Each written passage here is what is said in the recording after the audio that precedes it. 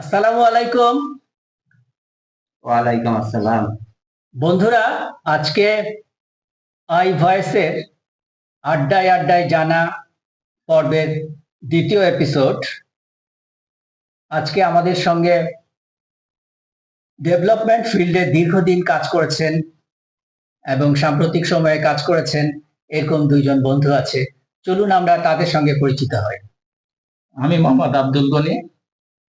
আমি শহীদুল ইসলাম। ধন্যবাদ। আমরা চলে যাচ্ছি আব্দুল গনি ওরফে আমাদের গনি ভাইয়ের কাছে। গনি ভাই আমাদেরকে বলবেন যে কিভাবে আপনি উন্নয়ন ফিল্ডে আসলেন। ধন্যবাদ ইকবাল ভাই আপনাকে। আমি কিভাবে ডেভেলপমেন্ট এই সেক্টরে আসলাম, এটা একটু 1994 সালে আমি যখন মাস্টার্স পরীক্ষা শেষ হয়, মাস্টার্স পরীক্ষা শেষ হওয়ার পরে বিভিন্ন জায়গায় চাকরির জন্য ইন্টারভিউ দিয়েছিলাম। ইতিমধ্যে আমার একটা বাংলাদেশের জাতীয় পর্যায়ে একটা বড় অর্গানাইজেশন, ডেভেলপমেন্ট সেক্টর, সেখানে আমার একটা চাকরি হয় এবং সেখান থেকে আমার মূলত 94 সালে এই পথে যাত্রা। প্রথম দিকে যখন আপনি কাজ শুরু করলেন, আমরা সবাই জানি নতুন ভাবে আমাদের যে বন্ধুরা ডেভেলপমেন্ট ফিল্ডে আসছেন তাদেরকে নানা ধরনের চ্যালেঞ্জ মোকাবিলা করতে হয়। আপনার জীবন কেমন ছিল সেই সময়, প্রফেশনাল জীবন? না, আসলে ডেভেলপমেন্টের সবসময় চ্যালেঞ্জ। শুরু থেকে সেই সময় আরো বেশি চ্যালেঞ্জ ছিল। যখন চাকরিটা শুরু করি, তখন এডুকেশন প্রোগ্রামে মূলত শুরু করি। তো আমি যে অর্গানাইজেশনের চাকরিতে জয়েন করি, তাদের দুই ধরনের এডুকেশন ছিল। একটা হচ্ছে নন ফর্মাল এডুকেশন, আর একটা হচ্ছে কিশোর কিশোরী এডুকেশন। তো আমাকে জয়েন করার পরে আমার যে সুপারভাইজার আমাকে 12টা নন ফর্মাল এডুকেশনের দায়িত্ব দেওয়া হয়। সেই সময় এই ফিল্ডে আমাকে প্রথম দিন ফিল্ডে যেতে হয়নি। আমাকে প্রথম দিন হচ্ছে বিভিন্ন ফাইলপত্র, তাদের আগেকার যে ফাইলপত্র, মিটিং মিনিটস, তারপরে বিভিন্ন ডকুমেন্টস, এগুলো পড়তে দেওয়া হয়। পরের দিন আমার সুপারভাইজার নিজে আমাকে সঙ্গে করে ফিল্ডে নিয়ে যায় আমার স্কুলগুলা চেনানোর জন্য। তারপরে আমাকে 1 সপ্তাহের জন্য আমার সিনিয়র একজন ছিল, যিনি আগে থেকে কর্মরত ছিলেন, তার সঙ্গে আমাকে অ্যাটাচমেন্ট দেওয়া হয়। তার সঙ্গে আমি 1 সপ্তাহ কাজ শেখার পরে আমাকে আবার 6 দিনের 1 সপ্তাহের বেসিক একটা ট্রেনিং এর জন্য আমাকে একটা ট্রেনিং সেন্টারে নিয়ে যাওয়া হয় এবং সেখানে আমি বেসিক ট্রেনিংটা গ্রহণ করার পরে আসার পরে আমি পুরো আমাকে ওই 12টা সেন্টার দায়িত্ব পুরাপুরি দেওয়া হয়। এবং 12টা সেন্টার দেখতে যে আমি দেখলাম যে মূল সমস্যা হচ্ছে লার্নাররা স্কুলে আসে না এবং আসতে চায় না। কেননা আমাকে যেখানে পোস্টিং দেওয়া ছিল সে এলাকা একটা বর্ডার এলাকা। সেই সময় প্রচুর ব্ল্যাকের কাজ হতো, চিনি এবং লবণ, বিশেষ করে চিনিটা খুব বেশি দিয়েছে। তো ছেলেমেয়েরা একেবারে ওই যে চিনি আনতে যায়, যখনই সময় হয় চিনি আনতে যায়, স্কুল মুখে হয় না। 1 কেজি চিনি আনলে পারে মাথায় করে, 1 কেজি চিনি যদি একটা নির্দিষ্ট জায়গায় পৌঁছায় যায় তখন 1 টাকা করে পায়। সেই সময় 1 টাকা অনেক। তো এই টাকার লোভে তারা স্কুলে না এসে তারা ওই ইয়েতে চিনি আনতে আনতে চলে যায়। তো লার্নার নেই, আমাকে দায়িত্ব হচ্ছে লার্নার নেই। এটা আমার সবচেয়ে বড় চ্যালেঞ্জ শুরু হলো। তা আমি প্রথমে চিন্তা করলাম যে আমি সর্বোচ্চ বিদ্যাপীঠ থেকে সর্বোচ্চ ডিগ্রিধারী আমি কেন ফেল করব? লার্নার কিভাবে আনা যায়, আমি এখান থেকে ফেল করব না। সেই জন্য কাজ শুরু করলাম। ক্রমে অভিভাবকদের সঙ্গে যোগাযোগ করলাম। তেমন খুব একটা আমার রেজাল্ট ভালো পেলাম না। তারপর আমি একদিন বসে একটা গাছতলায় বসে চিন্তা করতেছিলাম যে কি করে এই থেকে লার্নারদেরকে স্কুলমুখী করা যায়, স্কুলে আনা যায়। এবং অর্থ লোভের কাছ থেকে নিয়ে আসা খুব কঠিন। তখন ওই এলাকার যে আমার মাথায় একটা আসলো, যে আমি খেয়াল করলাম যে একটা নির্দিষ্ট সময়ে হলে পারে, অন্য সময়ে লার্নাররা সব খেলাধুলা করে, কিন্তু একটা নির্দিষ্ট সময়ে ওরা দৌড়ায় চলে যায়, যা চিনি নিয়ে চলে আসে। এবং এইটা সর্বোচ্চ 1 থেকে 1.5 ঘন্টার মধ্যে এই ঘটনা ঘটে। বাকি সময়টা তারা তেমন একটা। তখন আমি চিন্তা করলাম যে এই 1.5 ঘন্টা যদি আমি ওদেরকে সুযোগ দিই আর বাকি সময়টা যদি স্কুলমুখী করতে পারে, তাহলে হয়তো কিছুটা আমার উন্নয়ন ঘটবে। এইটাকে নিয়ে ওই সময় আহ, আমাদের যে বর্ডার গার্ড ছিল, আহ, আহ, আমরা তখন বিডিআর বলতাম, বিডিআর এর যিনি ওখানকার দায়িত্ব ছিল, ওনার সাথে এই ব্যাপারে কথা বললাম যে আপনার সাথে একটা রিকোয়েস্ট, সেটা হচ্ছে যে এই সময়টা তারা কি করবে আমি জানি না, এই সময় বাইরে আপনি আপনার অভিভাবকদেরকে বলে দেন যে এই সময়ের বাইরে যদি স্কুলে না যায় তাহলে পরে আমরা শিক্ষা এই বয়সের শিক্ষার্থীদেরকে, আমাদের ওই সময় ছিল 8 থেকে 10 বছরের শিক্ষার্থী, এই বয়সের শিক্ষার্থীদেরকে আমরা মাথায় কিছু বহন করতে দেব না, ব্ল্যাকের কিছু তখন উচ্চারণ করা হয়নি, মাথায় কিছু বহন করতে দেব না, কারণ শিশু শ্রম আগে থেকে আমাদের নিষিদ্ধ ছিল এদেশে। তো উনি আমাদের এই কথাটাকে খুব পজিটিভ নিয়ে উনি অভিভাবকদেরকে মাইকিং করে বলে দিলেন যে এই বয়সের শিশুরা যদি এই সময়ে স্কুলে না যায় তাহলে এই এলাকাতে কোনো শিশু মাথায় করে কোনো কিছু বহন করতে দিব না। হুম। অনেক ধন্যবাদ। আচ্ছা গনি ভাই, আপনি তো দীর্ঘদিন ধরে আছেন। আমরা আমরা বলি যে ফিল্ডে যাচ্ছি, আসলে ফিল্ড বলতে এখানে আমাদের কর্ম এলাকাকে বোঝানো হয়ে থাকে। আমরা কর্ম এলাকায় কমিউনিটির সঙ্গে কাজ করি, কমিউনিটির কাছ থেকে আমাদের অনেক লার্নিংস আছে। আপনার এই দীর্ঘ জীবন এই জার্নিতে এমন একটা লার্নিংস এর কথা বলবেন যেটা কমিউনিটি থেকে আপনি পেয়েছেন এবং আপনার জীবনকে অনেক বেশি মুগ্ধ করেছে। আচ্ছা, থ্যাংক ইউ ইকবাল ভাই। আসলে কমিউনিটি কে যদি উদ্বুদ্ধ করা যায় এবং কমিউনিটিতে যদি বোঝানো যায় তাহলে তাদের দ্বারা যত সহজ সহায়তা পাওয়া যায়, অন্য কোনো উপায় পাওয়া যায় না। এবং তারা যদি আপনাকে আপন ভাবে এবং তাদের যদি মনে করে যে সে আমাদের একজন শুভাকাঙ্ক্ষী, তাহলে আপনি যে কোনো, এবং আমি ওই যে প্রথমে বলছিলাম যে আমি অভিভাবকদের সাথে কথা বলছি, পরবর্তীতে যখন অভিভাবকদের সঙ্গে আমি প্রতিনিয়ত মিটিং করতাম, বিভিন্ন চায়ের দোকানে বসতাম কর্মের ফাঁকে ফাঁকে, ওই সময় ওনারা আমাকে এমন ভাবে গ্রহণ করলো যে ওই এলাকায় অনেক সমস্যা হলে পারো ওনারা ওই বিশেষ করে যারা সমাজের নেতৃস্থানে আমার কাছে চলে আসতো যে ভাই আপনি যেহেতু শিক্ষিত ছেলে, আমাদের এই সমস্যায় পড়ছে, কিভাবে সমাধান করা যায়। এবং এবং দেখতাম যে আমি যেটাই বলতাম ওনারা খুবই পজিটিভ নিত এবং পজিটিভ নিয়ে তারা এই করতে, এই যে আমার এবং তারা সব সময় আমি যখন কোনো সমস্যায় পড়তাম সাথে সাথে ওদের বললে পারে ওরা আমাকে আপন ভেবে, ওনাদের একজন ভেবে আমাকে সেটা সহযোগিতা করতো। ফলে আমি আমার কর্ম এলাকাতে যেখানেই গেছি সেখানেই আমার, আমি জানি না আমার ঊর্ধ্বতন কর্তৃপক্ষ কি বলবেন, তবে আমার জীবনে আমি সফলতা ছাড়া ব্যর্থতা খুব কমই পেয়েছি। ধন্যবাদ। আমরা আবার ফিরে আসবো। আমরা চলে যাচ্ছি আমাদের শহীদুল ভাইয়ের কাছে। আপনি বলবেন যে আমরা জানি যে আপনি রাজশাহী ইউনিভার্সিটির অন্তর্গত আইবিএ থেকে বিজনেস অফ মাস্টার্স করেছেন। তো এটা অনেক প্রেস্টিজিয়াস ডিগ্রি, বাট আপনি বেছে নিয়েছেন ফিনান্স এবং অ্যাডমিনকে, কেন? মূলত আমি এমবিএ শেষ করার আগে, এমবিএ শুরু করার আগে আমি ডেভেলপমেন্ট সেক্টরে কাজ শুরু করি। মেবি এটা 2012 সাল থেকে আমি ডেভেলপমেন্ট সেক্টরে কাজ শুরু করি। তো গনি ভাইয়ের সাথে আমার একটা মিল আছে যে আমি যখন ডেভেলপমেন্ট সেক্টরে কাজ শুরু করি তখনই আমি একটা এডুকেশন প্রোগ্রামের সাথে কাজ শুরু করি, কিন্তু ওই জার্নিটা ছিল আমার অ্যাডমিনিস্ট্রেশন দিয়ে।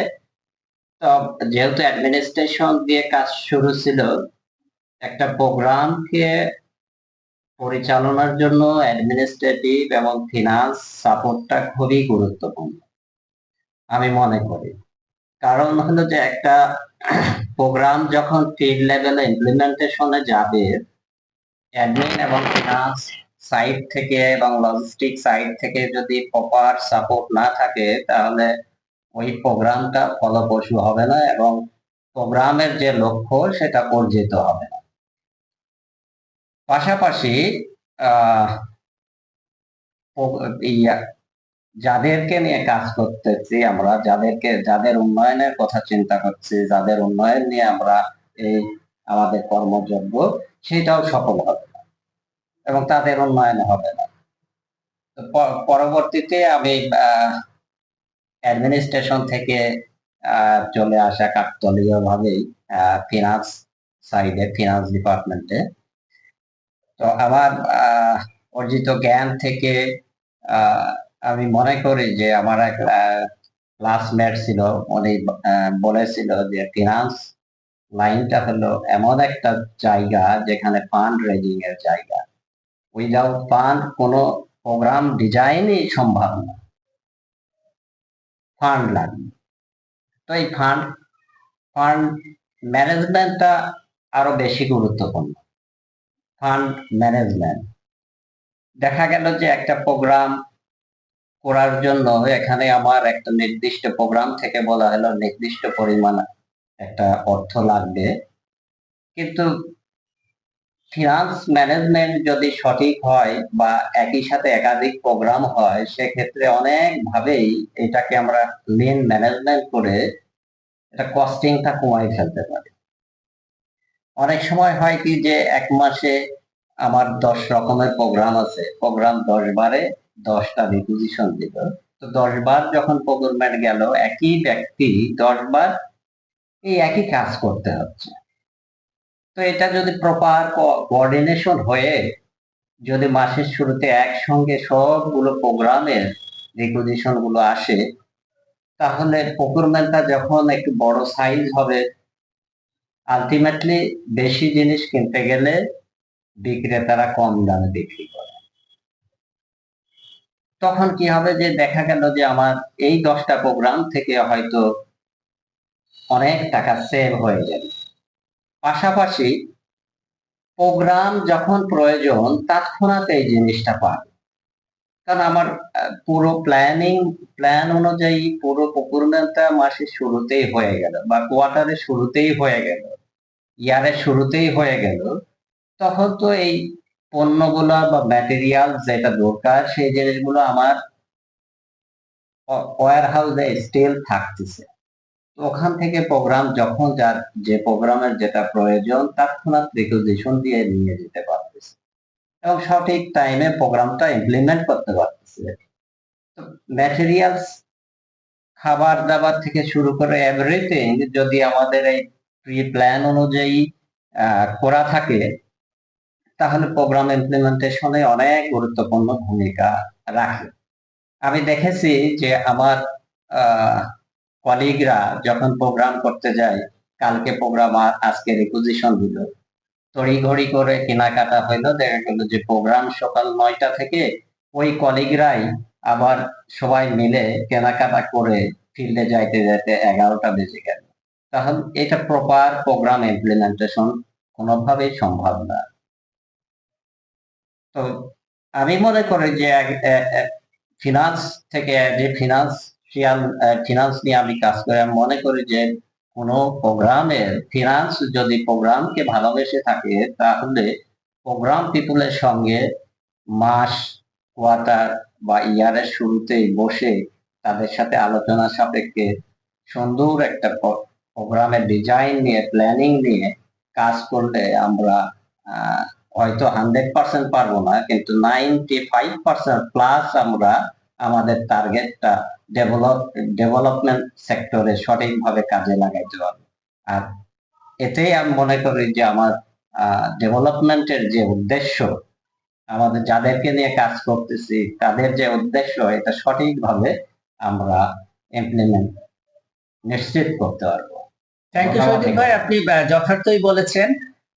একজন প্রকল্প সমন্বয়কের সবসময় লক্ষ্য রাখতে হয় যে প্রত্যেকটা ডিপার্টমেন্টের সঙ্গে কত বেশি সমন্বয় করা যায়, কত বেশি প্রায়র প্ল্যান করা যায়, কিন্তু তারপরেও আমরা হয়তোবা সঠিক কাজটা করতে পারি না।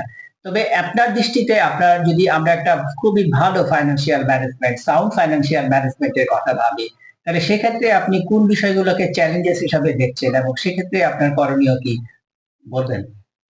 আমি চ্যালেঞ্জেস হিসেবে দেখছি যে আমার এই স্বল্প সময়ের কাজের যে অভিজ্ঞতা, সেখান থেকে আমি চ্যালেঞ্জের বিষয়টি দেখতেছি যখন প্রোগ্রামের সঙ্গে আমাদের ফিনান্স অপারেশন ডিপার্টমেন্টের ল্যাক অফ কোঅর্ডিনেশন, তখন এই একটা চ্যালেঞ্জ থেকে যায় যে প্রোগ্রাম থেকে বলা হলো যে কালকে প্রোগ্রাম, আজকে এটা লাগবে। তো এটা সোটা অপারেশন ডিপার্টমেন্টের সাপোর্ট দেওয়া। আপনার জানেন যে একটা প্রকিউরমেন্ট যদি বড় কোনো প্রোগ্রাম হয়, একটা প্রকিউরমেন্ট করতে গেলে বাংলাদেশ গভর্নমেন্টেরও টেন্ডার পলিসি আছে, অর্গানাইজেশনের টেন্ডার পলিসি থাকে, ডোনারের পলিসি থাকে, সবকিছু মিট করে কাজ শুরু করতে হয়। সেই পলিসি অনুযায়ী কিছু কিছু প্রকুরমেন্ট আছে যে অ্যাটলিস্ট 3 দিন সময় দরকার, কিন্তু আমি দেখা গেল যে আমি জানলাম হলো 3 ঘন্টা আগে, তখন এটা প্রপার ভাবে সম্ভব নয়, এটা বড় একটা চ্যালেঞ্জ। তো আমি মনে করি যে যারা প্রোগ্রাম কোঅর্ডিনেশন করেন তাদের উচিত যে একটা প্রোগ্রাম শুরুর আগেই এগ্রিমেন্টটা সঠিকভাবে স্টাডি করে প্রোগ্রাম শুরু করা এবং প্ল্যান করে সবার সমন্বয়ে অফিসের অফিসের সকল ডিপার্টমেন্ট, আমি মনে করি যে সাপোর্ট ডিপার্টমেন্ট থেকে শুরু করে অপারেশন ডিপার্টমেন্ট, ইমপ্লিমেন্টেশন ডিপার্টমেন্ট, সবার সমন্বয়ে একসঙ্গে বসে একটা প্রপার প্ল্যান করলে চ্যালেঞ্জ গুলো ওভারকাম করা সম্ভব। থ্যাংক ইউ শহীদুল ভাই। আমরা চলে যাচ্ছি আবার গনি ভাইয়ের কাছে। গনি ভাইয়ের কাছে আমার শেষ প্রশ্ন যে এখন যারা এনজিও ফিল্ডে এসেছেন অথবা আসবেন বলে মনস্থির করেছেন, এই সকল আমার যে নবীন বন্ধুরা আছে তাদের ক্ষেত্রে আপনি কি বলবেন? ধন্যবাদ আবার ইকবাল ভাই। আসলে আমার নবীন বন্ধুদের কাছ নিকট আমার একটাই যে আমরা ডেভেলপমেন্ট সেক্টরে যারা আসছি, তারা আমরা মনে করি এই দেশটা আমার, এই দেশের উন্নয়ন হলে পারে, এই দেশের উন্নয়ন হবে, আমার সমাজের হবে। সেই জন্য আমাদের উচিত হবে আমাদের যতটুকু সামর্থ্য আছে সেই সামর্থ্যটুকু সর্বোচ্চ ব্যবহারের মাধ্যমে যে সেক্টরে আমি দায়িত্বপ্রাপ্ত সেই সেক্টরে আমার সর্বোচ্চ মেধা শ্রম দিয়ে সেই সেক্টরকে আরো উন্নত স্তরে পৌঁছে দেওয়া আমাদের দায়িত্ব এবং কর্তব্য হলে, তাহলে আমরা যদি সফল কাম হয় তাহলে আমি নিজের কাছে যেমন সান্ত্বনা পাবো, আমার সমাজ উপকৃত হবে, আমার দেশ উপকৃত হবে। ধন্যবাদ। ধন্যবাদ। আমরা চলে যাচ্ছি শহীদুল ভাইয়ের কাছে। একই প্রশ্ন শহীদুল ভাইয়ের কাছে যে নতুন ভাবে যারা এই ফাইন্যান্স ফিল্ডে আসতে চাচ্ছেন, ডেভেলপমেন্ট ফিল্ডে, তাদের ক্ষেত্রে আপনার পরামর্শ কি? ইকবাল ভাই, আপনি জানেন যে বা আপনি দেখেছেন যে আমাদের এই ফিনান্স ডিপার্টমেন্টে আমাদের জনবলের অনেক শর্টেজ আছে। প্রত্যেকটা অর্গানাইজেশন যখন সার্কুলার দেয় সেখানে হাজারো দরখাস্ত পড়ে, কিন্তু যখন আপনারা ইন্টারভিউ নেন বা সিলেকশন প্রক্রিয়াতে যান তখন কিন্তু আপনারা জনবল খুঁজে পান না। তো আমি বলবো যে এটা না পাওয়ার অনেকগুলো কারণ আছে। অনেকে চিন্তা করে যে আমি একটা ডিগ্রি অর্জন করে আসছি, এখন আমার একটা হায়ার একটা রেমুনারেশন বা স্যালারি লাগবে, আমি কাজ শুরু করব। আমি মনে করি যে এটা একটা ভুল ধারণা। কাজ ছোট হোক বড় হোক, আপনার ফিনান্স ম্যানেজমেন্টে একটা সুযোগ পাইলে সেটা দিয়ে শুরু করেন, সবাই শুরু করেন। এবং কাজ, এবং যেহেতু ডেভেলপমেন্ট সেক্টরের ফিনান্সের কথা আপনি বলতেছেন, সেই হিসাবে ডেভেলপমেন্ট সেক্টরের ফিনান্সের কাজ করতে গেলে অবশ্যই আপনার ডেভেলপমেন্ট সেক্টরের যে এগ্রিমেন্ট গুলো থাকে, এগ্রিমেন্ট ফলো করে, অনেকগুলো পলিসি থাকে, ম্যানুয়াল থাকে, সেগুলা সঠিকভাবে ফলো করে যদি কাজ করতে পারেন এবং এটা বেশি আপনার দখলে থাকে, তখন দেখবেন যে আপনাকে অর্গানাইজেশন গুলো খুঁজতেছে। অনেক ধন্যবাদ, অনেক ধন্যবাদ। এই যে আড্ডায় আড্ডায় জানা, এটা মূলত একটা ঘরোয়া টাইপের আড্ডা। আমরা এই আড্ডার মাধ্যমে আমাদের সমসাময়িক কলিগ এবং নতুন যারা কলিগ হতে যাচ্ছেন তাদেরকে এই বার্তাটা দিতে চাচ্ছি যে এনজিও ফিল্ড অবশ্যই একটা সম্ভাবনাময় ফিল্ড। এইখানে আপনি আপনার সর্বস্বটা, সবচেয়ে ভালো আপনার বেস্ট জিনিসটাকে দিবেন। যে যেখানেই কাজ করুন, প্রকল্পতে কাজ করুন, ফিনান্সে কাজ করুন, অ্যাডমিনে কাজ করুন অথবা এইচআরে কাজ করুন, আপনি যদি আপনার সেরাটা দেন তাহলেই সবচেয়ে অর্গানাইজেশন লাভবান হবে এবং আপনি লাভবান হবেন। সেই সাথে জানা বোঝার জায়গাটাকে উন্মুক্ত রাখুন, যেন আমরা এনজিও ফিল্ডের অভিজ্ঞতাকে অন্য ফিল্ডেও সঞ্চারিত করতে পারি। আমাদের সামনে অনেক সম্ভাবনার দ্বার উন্মুক্ত আছে, আমরা কতটুকু সেটাকে খুলতে পারছি সেটাই সবচেয়ে গুরুত্বপূর্ণ। আমাদের সাথে থাকুন, আমাদের সঙ্গে ইতিবাচক আমাদের বিষয়গুলোকে রিভিউ করুন, সমালোচনা করুন। ধন্যবাদ সবাইকে।